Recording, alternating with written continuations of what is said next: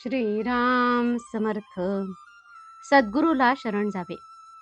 प्रत्येक जण पोटाला खायला मिळावे म्हणून खटपट करीत असतो, परंतु आपल्या इच्छेप्रमाणे आपल्याला मिळते का? नाही. म्हणून सांगायचे कारण असे की जर आपण विषयाकरता इतके झटतो तर देवाच्या प्राप्तीकरता श्रम करायला नकोत का? संत सांगतात तो मार्ग चोखाळून पाहावा. एकदा ठाम विचार करून आपण ज्याला गुरु कल्पिला तो सांगेल तेच साधन मानावे. गुरु देहातच असावा हे मानणे चूक आहे. गुरु हे देहात कधीच नसतात. गुरु प्रत्यक्ष देवच आहे अशी भावना ठेवून वागले पाहिजे. अशी भावना ठेवून वागले म्हणजे गुरु कसाही असला तरी तिथे प्रत्यक्ष देवाला येणे भाग पडते. गुरु सांगेल तसे आपण नेहमी साधन करीत राहावे. तसे साधन करीत राहिले म्हणजे आपल्याला देवाची प्राप्ती होते. गुरु नामाशिवाय दुसरे काय सांगणार?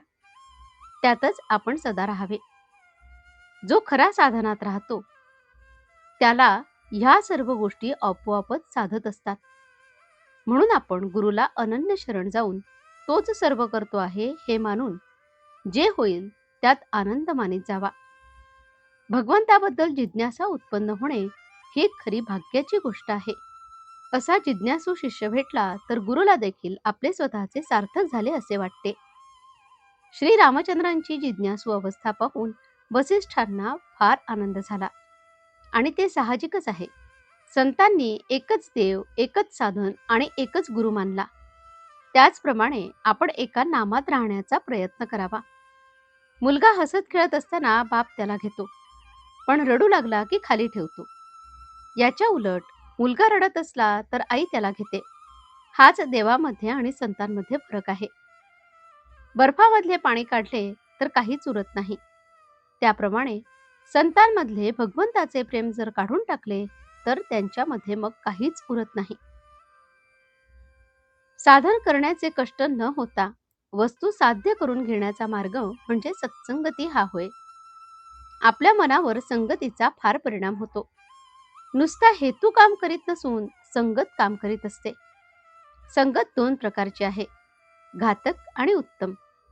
विषय माणसाची संगत ही घातक होय आणि सत्संगत ही उत्तम होय. सत्संगतीमध्ये असताना आपल्या ठिकाणी दोष आहे असे ज्याला कळेल तो लवकर सुधारेल. आपण ज्या सत्पुरुषाकडे जातो त्याने सांगितलेले मनापासून आचरणामध्ये आणण्याचा प्रयत्न केला तरच त्याच्याशी खरी संगत केली असे म्हणावे. संतांची प्रचिती पाहणे म्हणजे आपले प्रपंचातले काम मनासारखे होणे हे नव्हे. ज्या घटकेला आपले चित्त शुद्ध होते त्या घटकेला संतांची खरी प्रचिती आली असे समजावे. आजचे बोधवचन. संतांना ओळखण्यासाठी अनुसंधानाशिवाय दुसरे साधन नाही. जानकी जीवन स्मरण. जय जय राम. श्रीराम समर्थ.